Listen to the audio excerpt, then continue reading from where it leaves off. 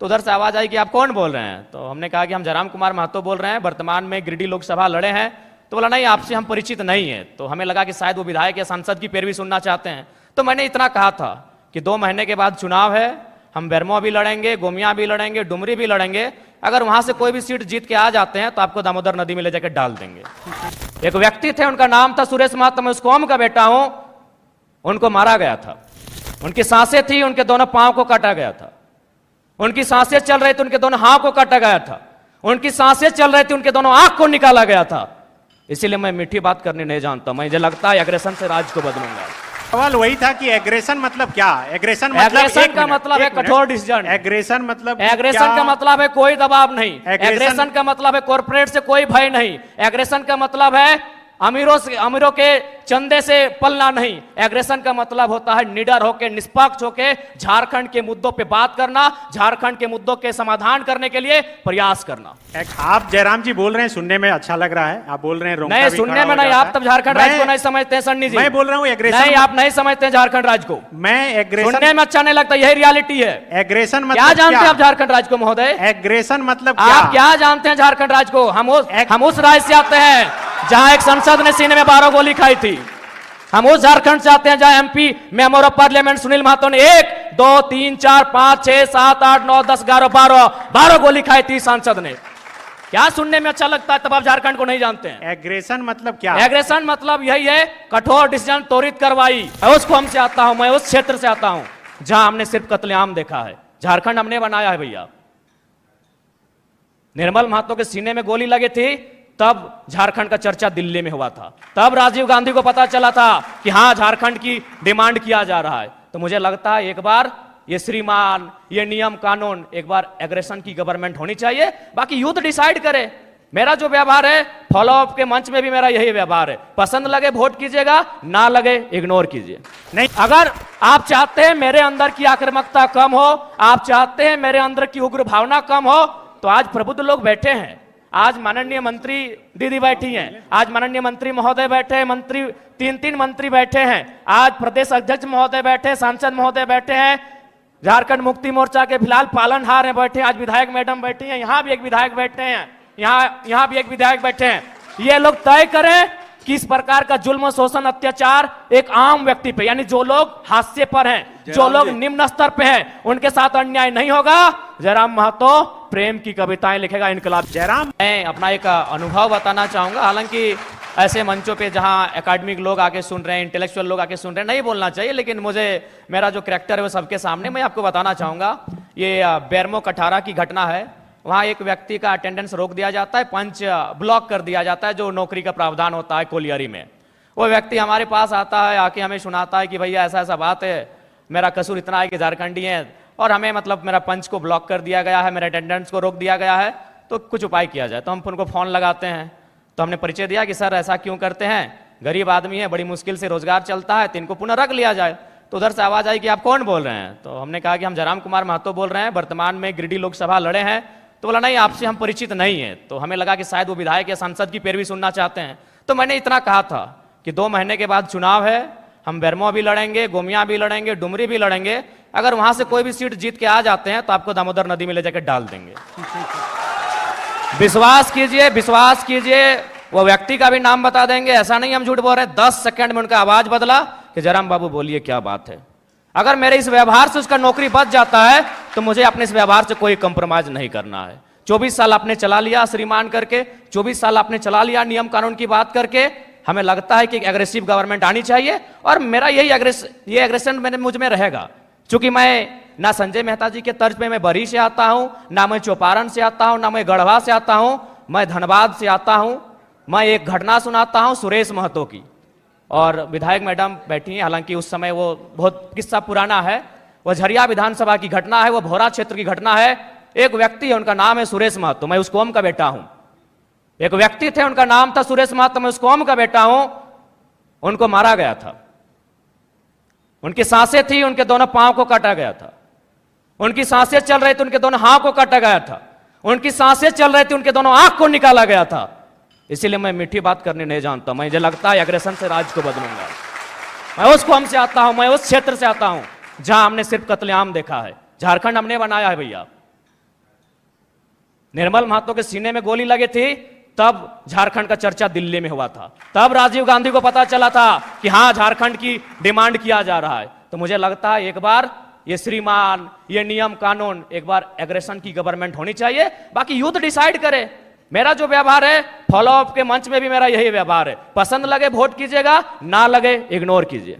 नहीं, आप जो बोल रहे हैं, आप जयराम जी बोल रहे हैं, सुनने में अच्छा लग रहा है। आप बोल रहे हैं रोंगटा नहीं, भी सुनने खड़ा में हो नहीं, जाता आप तब झारखंड है। राज्य को नहीं समझते हैं सन्नी जी। मैं बोल रहा हूँ एग्रेशन। नहीं, आप नहीं समझते हैं झारखंड राज्य को। मैं एग्रेशन सुनने में अच्छा नहीं लगता, यही रियलिटी है। एग्रेशन मतलब क्या जानते हैं आप झारखंड राज्य को महोदय? एग्रेशन मतलब आप क्या जानते हैं झारखंड राज्य को? हम उस राज्य से आते हैं जहां एक संसद ने सीने में 12 गोली खाई थी।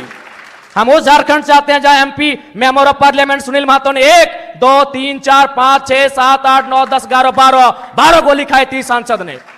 क्या सुनने में अच्छा लगता है? तब आप झारखंड को नहीं जानते हैं। एग्रेशन मतलब क्या? एग्रेशन मतलब यही है, कठोर डिसीजन, त्वरित कार्रवाई। आज कार्रवाई किस पे होती है? एक ठेला पे काम करने वाला है, तुरंत कार्रवाई होगी। एक मजदूर है, पुलिस तुरंत कार्रवाई करेगी। आपकी कार्रवाई उस समय काहे नहीं होती है? जब बड़े बड़े लोग आपकी गिरफ्त में आते हैं, बड़ी बड़ी मछलियां जाल में फंसती हैं, क्यों कार्रवाई नहीं होती? हम लोग आते हैं तो छोटा रहे या बड़ा रहे, जो गलत रहेगा उस पर कार्रवाई होगी। तो मेरा सवाल वही था कि एग्रेशन मतलब क्या? एग्रेशन का मतलब है कठोर डिसीजन। एग्रेशन मतलब एग्रेशन का मतलब है कोई दबाव नहीं। एग्रेशन का मतलब है कॉर्पोरेट से कोई भय नहीं। एग्रेशन का मतलब है अमीरों के चंदे से पलना नहीं। एग्रेशन का मतलब होता है निडर होकर, निष्पक्ष होकर झारखंड के मुद्दों पे बात करना, झारखंड के मुद्दों के समाधान करने के लिए प्रयास करना। एग्रेशन का मतलब, मेरा सवाल बार बार वही है कि क्या गाड़ी पर चढ़कर भाषण देना या फिर योगी की तरह बुलडोजर चलाना? देखिए, भाषण देना हमारा सिद्धांत नहीं रहा है। एक सवाल, आज राजभवन में लोग धरने पर बैठे हैं, मुख्यमंत्री के आवास पे लोग धरने बैठे हैं, आज सीजीएल के जेएसएससी कार्यालय के बाहर लोग धरने पे बैठे हैं। आंदोलन रोज होता है, लेकिन जयराम महतो एक 50 लड़कों के आंदोलन से आज सीएम का फेस बन के कैसे सामने आया? इस सवाल का उत्तर कोई दे। आंदोलन इस राज्य में रोज होता है, जयराम महतो है क्यों? क्योंकि मैंने उन मुद्दों को टच किया, मैंने उस मुद्दों पे बात किया जो झारखंड की जरूरत थी, जिसपे झारखंड बात करना चाहता था। साफ शब्दों में झारखंड चाहता था कि बिल्ली के गर्दन में घंटी बांधी जाए, पर बांधेगा कौन?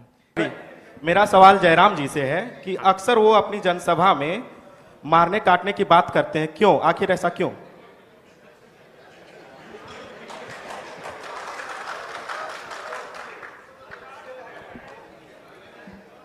देखिए, हम भी एक पढ़ा लिखा छात्र हैं और वर्तमान में पीएचडी का स्कॉलर हैं। विनोद बिहारी महतो विश्वविद्यालय धनबाद से इंग्लिश लिटरेचर में पीएचडी कर रहे हैं। और बिल्कुल आज से 2 साल पहले मेरा ना ये कैरेक्टर था, ना मेरा यह व्यवहार था, ना मेरा ये स्वरूप था। लेकिन यदि आप पा रहे हैं कि मेरे अंदर आक्रामकता आई है, यदि आप पा रहे हैं कि मेरे अंदर कुछ हिंसक विचारधारा आई है, ठीक है, मैं स्वीकार करता हूं, खुले मंच पे स्वीकार करता हूं। लेकिन एक बात बताइए, यहाँ जितने भी प्रबुद्ध लोग बैठे हैं, जब मैंने, ठीक है, मैंने कुछ ऐसी बातों को कहा जिनमें हिंसा प्रतीत हो रही है, लेकिन उस बात को समर्थन करने वाले 99% होते हैं।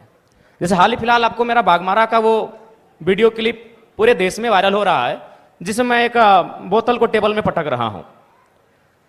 उस वीडियो को जो अपने आप को सो कॉल्ड पढ़े लिखे मानते हैं, उन्होंने कहा कि नहीं ये गलत है, लेकिन 99% लोगों ने कहा कि नहीं ये सही है, ये लड़का ठीक कर रहा है। अब सवाल ये है कि ठीक है, मेरी बातों में हिंसा है, लेकिन हिंसा की विचारधारा को 99% लोग पसंद क्यों कर रहे हैं? ये इस राज्य का सबसे बड़ा कारण है। यानी इसका कारण ये है कि आज एक आम व्यक्ति लोकतांत्रिक भारत में, अलग झारखंड राज्य में, स्वतंत्र भारत में इतना दबाया जा रहा है, इतना सताया जा रहा है, इतना उसका दमन, इतना दोहन किया जा रहा है, उसके साथ इतना अत्याचार किया जा रहा है कि मेरे इन विचारों को पसंद कर रहा है, लाइक कर रहा है। उदाहरण के लिए जो बागमारा को लेकर आप चर्चा कर रहे हैं, जिस वीडियो की, जिस मेरे वीडियो को आज पूरे देश में लगभग 50 लाख से ज्यादा लोगों ने देखा, मैं आपको थोड़ा बता ही देता हूं। वहां बीसीसीएल की एक योजना है, बीसीसीएल खनन का कार्य करती है। ये आपको भी मालूम है कि अब सारी कंपनियां टेंडर देती है। वहां टेंडर दिया है संजय उद्योग को और खेमका कंपनी को। वहां जो मजदूर हैं 2018 से काम कर रहे हैं, यानी 6 साल है, 6 साल से उनका वेतन वही का वही है।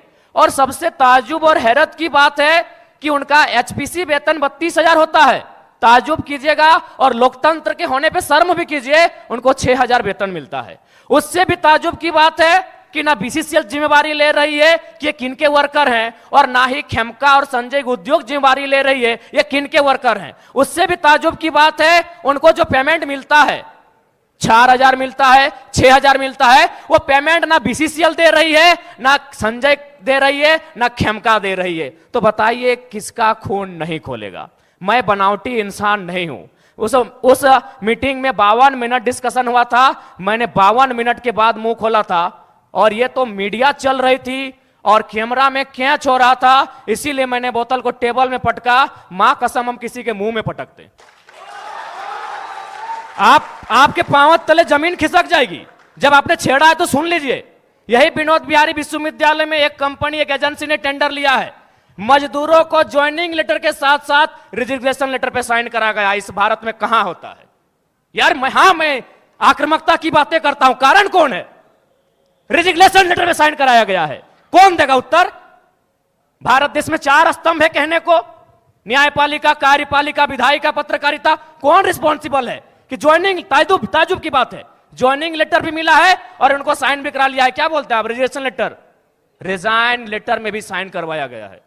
और एक घटना गोमिया की, जब मेरा सभा था बेरमो में, वो लड़का आया, उसने कहा कि जो एजेंसी है उनको पेमेंट देना होता है 20,000, लेकिन मेरा शर्त है उनका कि 20,000 आपके अकाउंट में देंगे, आपको 8,000 रिटर्न करना होगा, नहीं तो नौकरी से निकाल देंगे। उसके बाद भी अगर आपका खून नहीं खोलता है तो आप बनावटी लोग हैं, असल लोग नहीं है।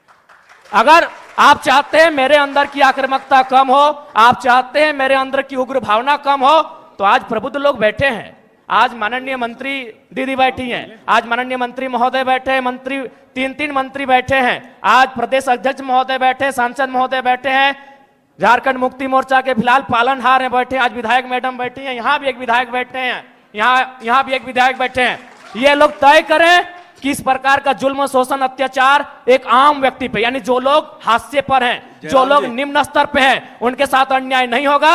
जयराम महतो प्रेम की कविताएं लिखेगा, इनकलाब की बातें नहीं करेगा।